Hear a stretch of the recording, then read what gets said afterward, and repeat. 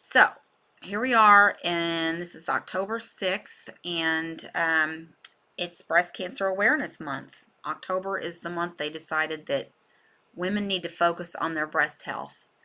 So I touched a little bit the other day about my own journey and my mom's journey and all that stuff, but I wanted to get a little bit more into the science of things and exactly what kinds of breast cancers there are and what kind of imaging and such that you should be doing. So, um, there's a couple of different types of breast cancer.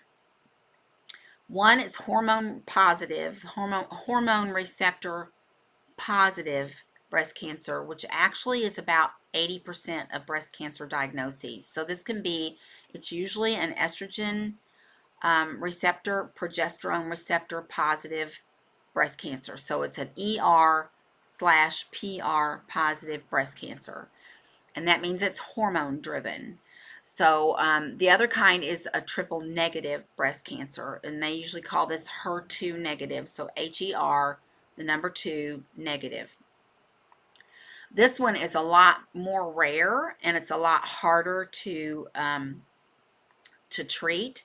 So with the first kind, they usually just go in, take out the mass, followed by usually radiation. I mean, maybe sometimes you might have to have chemo. It depends on how advanced the mass is. So it's going to be typed. In other words, they're going to decide if it's a stage 1 or stage 2, stage 3, stage 4 mass. And of course, the further it is in the stage progression means the more detrimental that particular cancer can be. So the one I had was stage 1, and it was a ductal carcinoma in situ, which meant that it was just a small little 1 centimeter mass kind of hiding out in its own little place, and it hadn't metastasized or gone anywhere like that. But that ER/PR positive breast cancer can get way worse than what I had. So it's definitely something that you want to be aware of. If you want to know, you want to be your own advocate for your own health. So if you get a diagnosis like this, you need to really understand what that means as far as staging and the type of breast cancer that you have. So if you got HER2 negative, then you're most likely going to be faced with maybe a mastectomy, chemotherapy, maybe radiation. It's a lot more involved. And one of the things that I hear from patients that I've had, and then just from doing some reading and sitting in these seminars and summits and all this stuff, is that nobody ever talks about nutrition when you are facing cancer. So that's another thing you really have to understand. Good nutrition is everything when you're going through cancer diagnosis. You can't sit around and eat Twinkies and Ding Dongs and think you're going to get better. You're not. You're just going to get worse. So that's another, I don't even know why I went on that little tangent, but I did. Anyway, so those are the two main types of breast cancer. And the studies out there, there's like 66 studies about breast cancer in relation to CBD and THC. I did not read them all, not going to lie. Could not do it.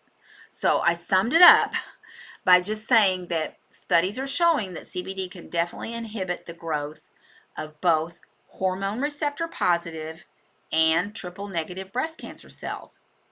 In one study, they found CBD would decrease the growth of the estrogen receptor positive breast cancer cells by up to 50%. That's pretty big. And this is significant. This is very significant. CBD has also been shown to inhibit the growth of triple negative breast cancer cells in vitro. So that would mean in a petri dish. And in one study, CBD reduced the proliferation of triple negative breast cancer cells by up to 73%. That's really big. THC has also been shown to inhibit the growth of both hormone receptor positive and triple negative breast cancer cells in vitro. But in one study, THC reduced the proliferation of estrogen receptor positive breast cancer cells by up to 50%. So I've written a blog about this, and I included in the blog several, let's see, 5 different podcasts that all have to do with women who have had breast cancer and how they overcame the breast cancer using plant-based medicine.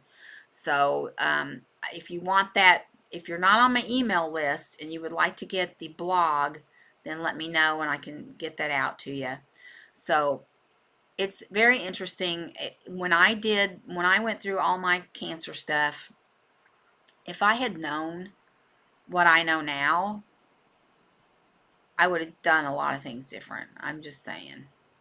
So there's that. You guys ask questions. Please comment on the videos. Again, that boosts the algorithm.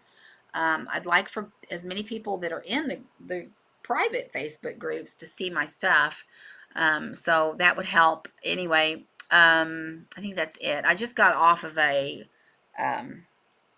was a guest on another platform, and so I'm kind of trying to recover from that. But at any rate, that's it. You guys have the best rest of your day. Let's help me break the stigma of this plant. And please, please, please let me know what you would like for me to talk about. I'm almost running out of ideas, and I can't believe that's true, but it is. All right. See ya. Enough rambling. Gotta go. Bye.